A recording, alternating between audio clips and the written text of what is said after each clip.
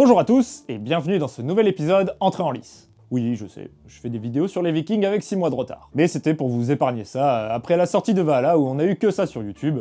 Mais bon, maintenant vous avez eu le temps de souffler, je vais pouvoir en remettre une couche. Vu qu'on a déjà parlé des épées et des boucliers, il est temps de remettre de l'ordre dans un autre sujet qui est rempli de clichés chez les Vikings, ce sont les haches. Les haches. S'il y a bien une arme qu'on associe aux Vikings, plus globalement les Scandinaves, encore plus que la lance ou l'épée dont j'ai déjà parlé, c'est bien cette arme. Arme mythique, souvent associée au peuple barbare dans la pop culture. Je pense notamment aux orques dans la fantasy qui malheureusement ont beaucoup participé à renforcer les clichés sur les Scandinaves. Une énorme majorité des héros de pop culture inspirés des Vikings ont généralement une hache, voire deux dans leur équipement. Les plus gros exemples récents sont évidemment Eivor d'Assassin's Creed ou encore Kratos dans le dernier God of War. Comme pour beaucoup d'armes et beaucoup de sujets concernant les peuples du Nord, l'image qu'on a de la hache scandinave est assez loin de la réalité. Et il est très compliqué de casser ces clichés, tellement c'est ancré dans notre imaginaire. Cette vidéo va être l'occasion de remettre un petit coup de polish à cette image, et pour faire cela, quoi de mieux que d'être accompagné d'un passionné à la fois d'histoire et de hache. Je parle bien sûr de Rob, de la chaîne YouTube L'Histoire avec une grande hache. Bonjour. Qu'est-ce que tu fais? Eh bien, je m'apprête à découper menu des clichés. Il faut que ce soit bien affûté. Ah oui, bon, du coup vous avez vu qu'il n'était pas là pour rigoler. Ensemble, on va reprendre point par point ce que l'on entend souvent sur les haches scandinaves, que ce soit sur leurs caractéristiques physiques ou leur utilisation. Et on va voir ce qui relève du gros bullshit et ce qui se rapproche de la réalité.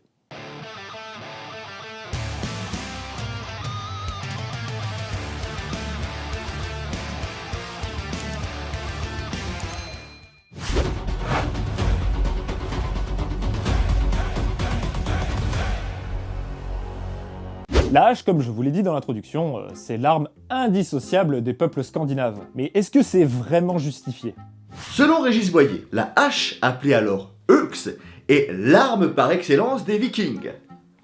Ce qui est logique quand on sait que c'est une population qui travaille très régulièrement le bois. Ce que confirme également Anders Winroth. Au temps des Vikings, aucune arme n'a été aussi étroitement associée aux combattants norrois que la hache. Par exemple, à Constantinople, la garde Vareg, c'est-à-dire des mercenaires scandinaves au service de l'empereur byzantin depuis la fin du Xe siècle, étaient décrits comme étant des barbares armés de haches.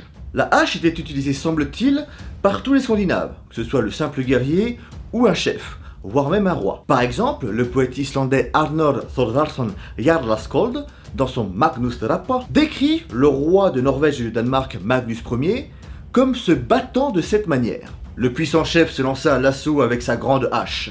Le prince tenait le manche à deux mains. Hel fendit les crânes blêmes. La hache se nomme ici Hel, ce qui correspond au nom de la déesse des morts scandinave, Hel ou Hella. Mais comme Magnus était plutôt chrétien, Anders Winroth estime que Hel serait plutôt associé avec l'enfer chrétien, justement. Dans les deux cas, que ce soit la déesse païenne ou l'enfer chrétien, eh bien on peut dire que la hache de Magnus est fortement liée à la mort. Autre exemple, le successeur de Magnus sur le trône de Norvège, Harald Hardrada, a composé une ode dans laquelle il affirme ne pas pouvoir rester roi tant que son principal ennemi, Einar Tambarskjálfr, n'embrasse la fine bouche de sa hache. On sait par la suite qu'Einar a été tué par les hommes d'Harald. Bon, on ne sait pas si ça a été un coup de hache. Régis Boyer, de son côté, affirme que la hache a des fonctions magiques. Il y voit une relation cultuelle en lien avec le culte du soleil, même si je vois pas trop le rapport avec le soleil. Perso, je vois plus un rapport avec la foudre. Mais on en reparle plus tard. Ok, donc effectivement, la hache c'était un petit peu l'arme signature des peuples scandinaves. Mais il ne faut pas oublier que la lance était certainement une arme aussi répandue que la hache dans l'équipement des guerriers scandinaves. Car comme pour la hache, elle était assez simple de fabrication par rapport à une épée par exemple, et pouvait servir pour d'autres activités que la guerre. Comme pour la chasse même, si c'était certainement pas les mêmes lances parce que les lances de guerre sont souvent beaucoup plus longues. Mais la lance, ça reste quand même la meilleure arme pour une formation militaire. Alors oui, les Vikings faisaient plus des raids, donc on parle pas forcément ici de formation. Mais bon, les peuples du Nord, ils ont aussi eu des vraies armées, hein. C'était pas que des pecnos sur des bateaux qui pillaient des églises.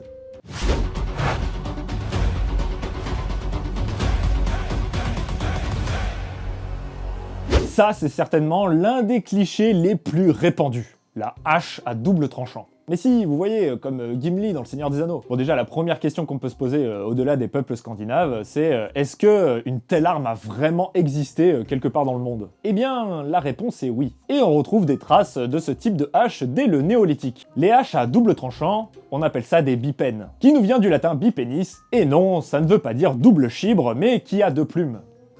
Un peu de poésie quand même. Merde.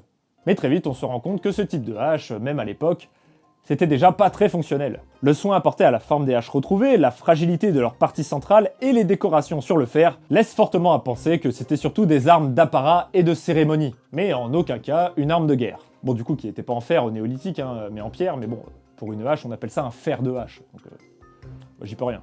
Et ça, ce n'est pas un cas isolé, car la symbolique de la bipenne apparaît dans de nombreuses cultures. On retrouve également la hache bipenne en Crète, à l'époque de la civilisation minoenne, c'est-à-dire entre moins 2700 et moins 1200.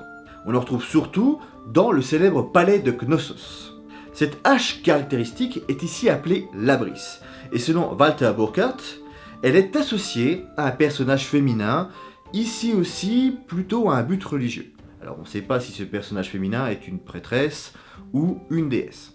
Toutefois, bien qu'on l'utilise pour la Crète minoenne, le terme de labris vient du sanctuaire de Labraunda, en ancienne Carie, dans l'actuelle Turquie. Et ce qui nous intéresse ici, c'est que ce sanctuaire était dédié à Zeus, un Zeus appelé Zeus Labraundos, le Zeus de Labraunda, qui avait la particularité de porter une double hache, une labris. Il faut savoir qu'habituellement, Zeus n'est pas représenté avec une hache, mais bien avec un foudre. Et non, je ne viens pas de faire de faute en français, je parle bien d'un foudre et non pas de la foudre. Un foudre est une arme divine qui permet à Zeus de faire jaillir la foudre justement et le tonnerre. Or, à Labrandos, Zeus, comme je vous l'ai dit, est représenté avec une labris. La chose est si étonnante que certains chercheurs comme le suédois Axel Persson pensent qu'il y aurait un lien entre la labris de Crète et Labrandos. Mais un mythe rapporté par Plutarque expliquerait pourquoi Zeus porte une labris. Héraclès venait de tuer la reine des Amazones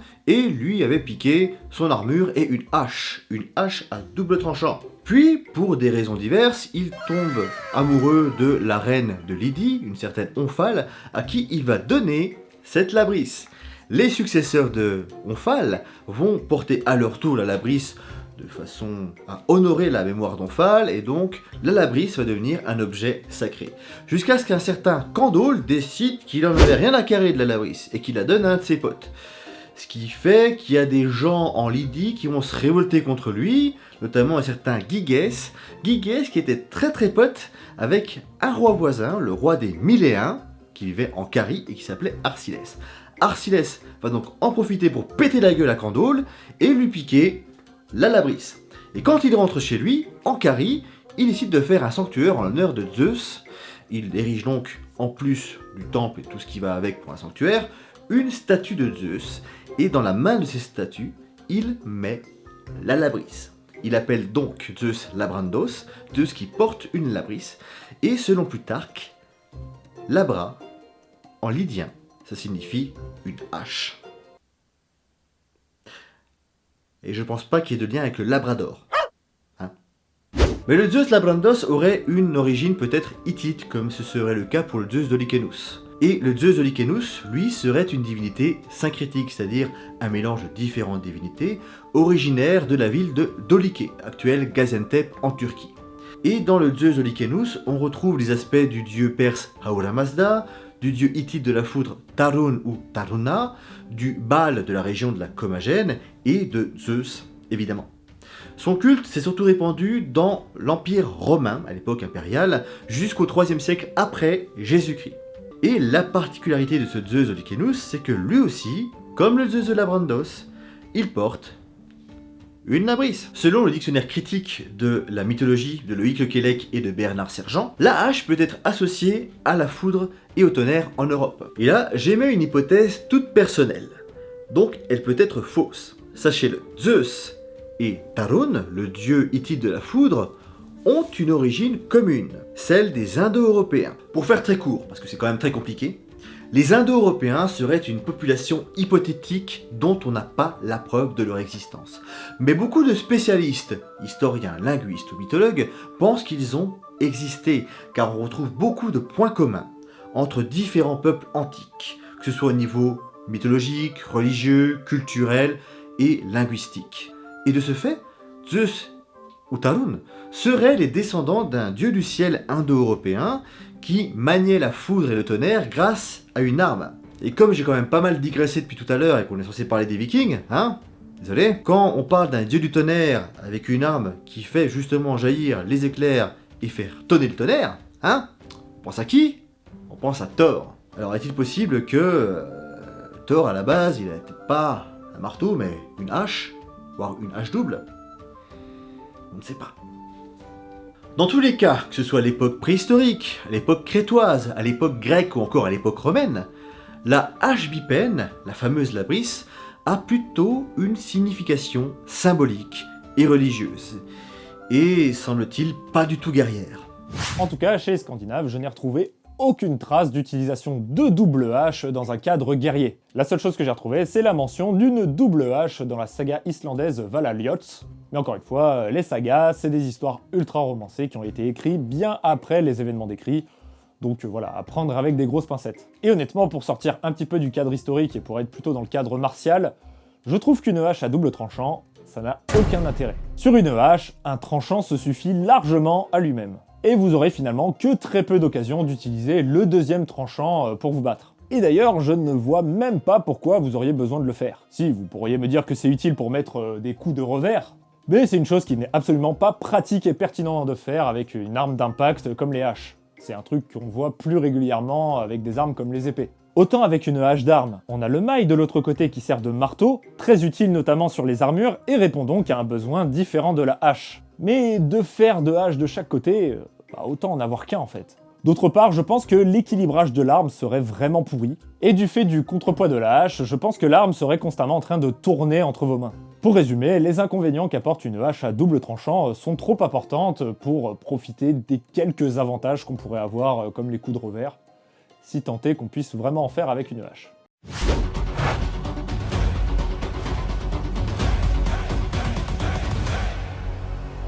Dis-moi Rob, à ton avis, si on demande à quelqu'un qui n'y connaît rien de nous dessiner un viking avec sa hache, tu penses qu'elle aurait à peu près quelle proportion?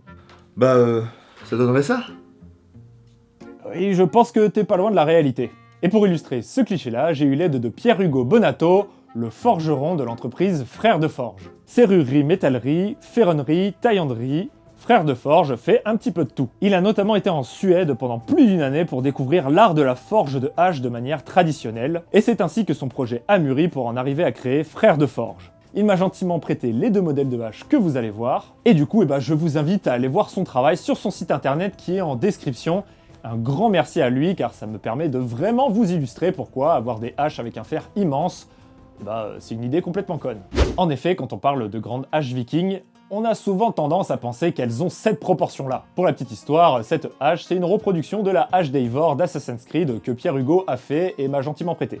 Sauf qu'il faut se rendre compte qu'une hache avec cette proportion, c'est beaucoup trop gros et beaucoup trop lourd pour être utilisé. Et en plus, ça serait méga cher à faire. En réalité, une vraie grande hache... Oui? Qu'est-ce qu'il y a? Je sais pas, t'as dit grande hache, donc je pensais que tu m'appelais en fait. Non, tu t'appelles Rob? Ah oui, c'est vrai. Une vraie grande hache, comme je disais, hache scandinave, ça ressemble plutôt à ça.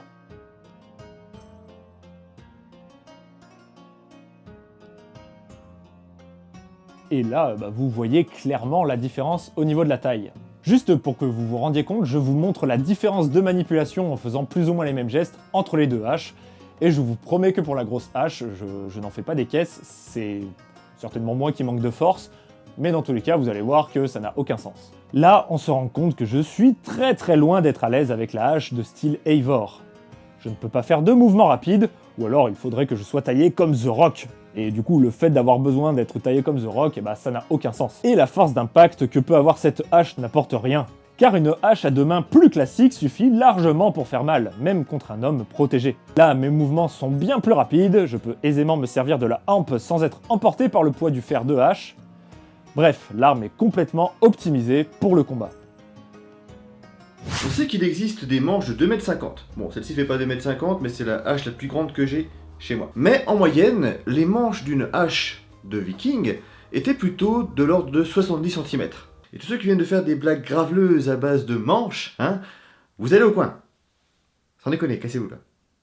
Il existe différents types de haches. Par exemple, la Staghirn, dont le fer large est fortement recourbé à ses deux extrémités et servait à accrocher pour, nous dit Régis Boyer, se hisser en haut d'un mur, par exemple, ou pour aborder des bateaux. On peut également penser que cela pouvait, pourquoi pas, accrocher un cavalier et le faire tomber de sa monture, ou je ne sais encore quelle autre fantaisie que tu peux faire avec une hache qui est bien recourbée. Il existe également la Talgux, qui servait à façonner du bois, ou encore la Bollux. Et non pas les Bollocks. Si vous ne savez pas ce que sont les Bollocks, eh bien, regardez dans un dictionnaire d'anglais.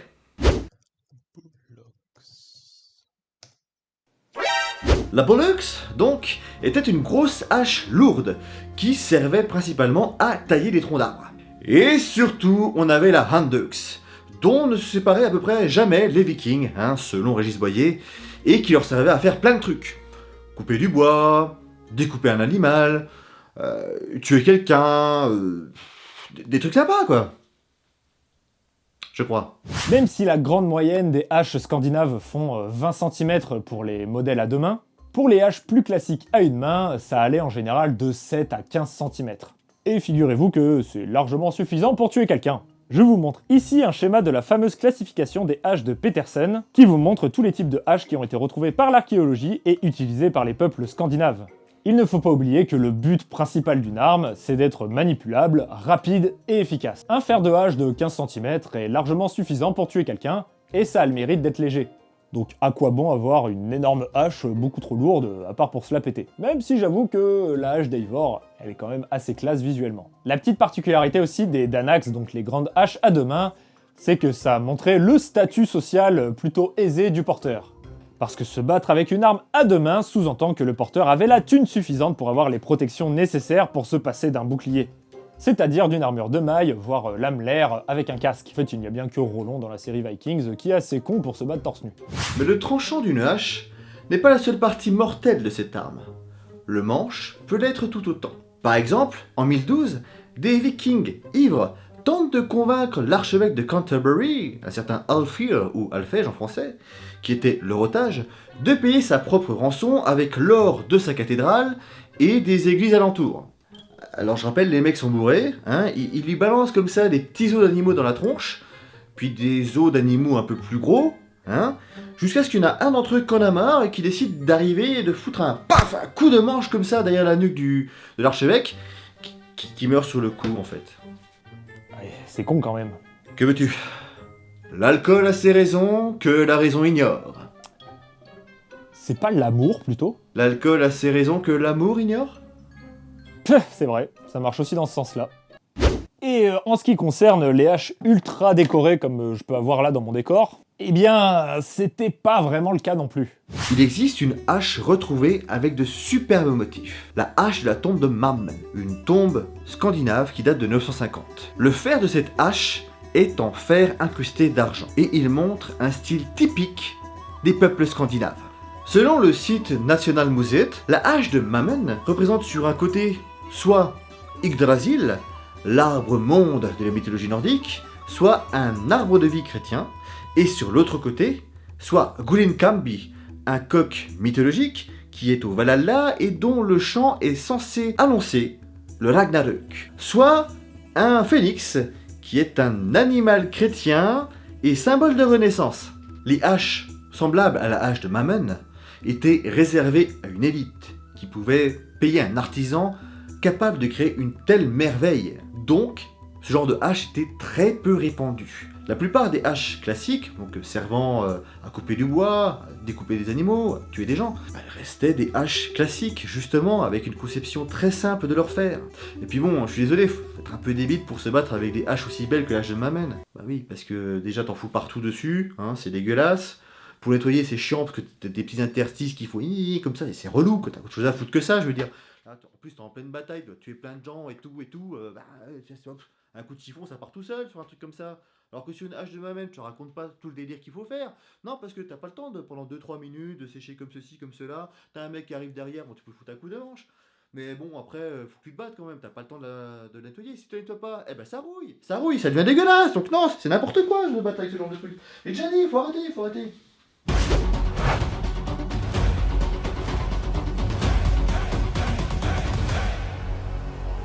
Qu'en est-il de l'utilisation d'une hache dans chaque main?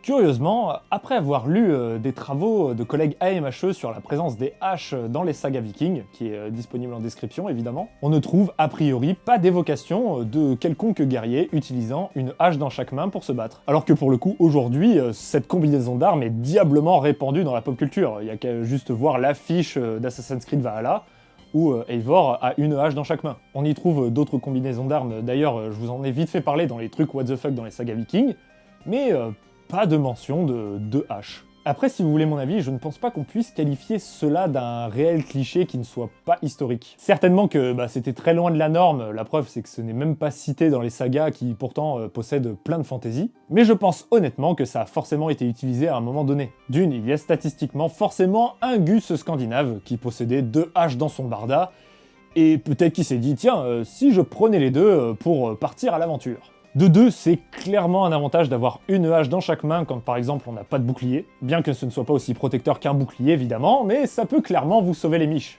Une hache peut détourner des coups d'épée, si on n'est pas mauvais on peut même crocheter les armes adverses, que ce soit sur une autre hache, un bouclier ou une épée. Avoir 2 armes permet d'enchaîner des coups beaucoup plus vite, et vous pouvez même vous permettre de lancer une de vos haches, vous vous retrouverez pas désarmé. D'autant qu'un bouclier, ça reste du consommable, et qu'il pouvait facilement se retrouver inutilisable du fait d'une intégrité compromise, ou d'une arme ennemie coincée dedans par exemple. Et en tant que combattant, aussi qu'avoir une arme dans la main gauche, ça amène un énorme avantage. J'imagine que les personnes qui partaient au combat pouvaient avoir un scramasax en guise d'arme secondaire, mais par exemple ramasser une arme par terre un peu plus longue, ça pouvait être extrêmement pertinent. Donc pour le coup, les clichés de la double hache et des haches énormes, ça valait le coup de bien leur casser les genoux, car ça n'a aucun sens martial et même historique d'ailleurs. Hein. Autant celui-là, je trouve qu'il a du sens et que c'est fort probable que ça ait pu arriver. Après on ne peut pas prouver si c'était fréquent ou pas, je ne pense pas parce que si c'était le cas, ça serait au moins mentionné dans les sagas islandaises. Et voilà, c'est la fin de cet épisode entré en lice. J'espère qu'il vous aura plu. Un énorme merci à Rob de l'histoire avec une grande hache d'avoir participé à cette vidéo. Je vous invite fortement à vous abonner à sa chaîne YouTube. Il traite des sujets, je trouve, de manière assez rigolote, mais toujours avec énormément de sérieux. C'est vraiment de très très grande qualité. Comme d'habitude, n'hésitez pas à me rejoindre sur les différents réseaux sociaux, que ce soit Twitter, Facebook ou Instagram, à faire un tour sur la boutique Tunito et sur le Tipeee si vous voulez soutenir la chaîne financièrement. Vous pouvez aussi vous abonner à notre chaîne Twitch où on fait des lives au moins tous les vendredis soirs avec le Freddy Ponge et Chikenito. N'hésitez pas aussi à aller faire un tour sur le site de Frères de Forge. Il ne fait pas que des haches, comme je vous l'ai dit, il fait aussi plein d'autres objets, et je vous invite vraiment à aller voir son travail, au moins par curiosité. En tout cas, n'hésitez pas à liker et partager la vidéo, à vous abonner à ma chaîne et à celle de Rob. Et quant à moi, je vous dis à la prochaine pour une nouvelle entrée en lice. Vraiment n'importe quoi. Eh, au fait Rob, tu t'es trompé dans ton dessin. Je trouve très bien moi. T'as oublié de faire des cornes à ton viking, c'est quand même le truc pour les reconnaître. Mais non, je déconne.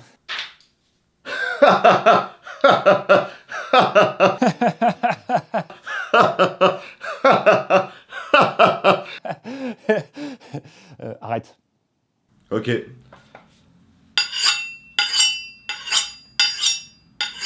Je ne sais pas aiguiser. Et non.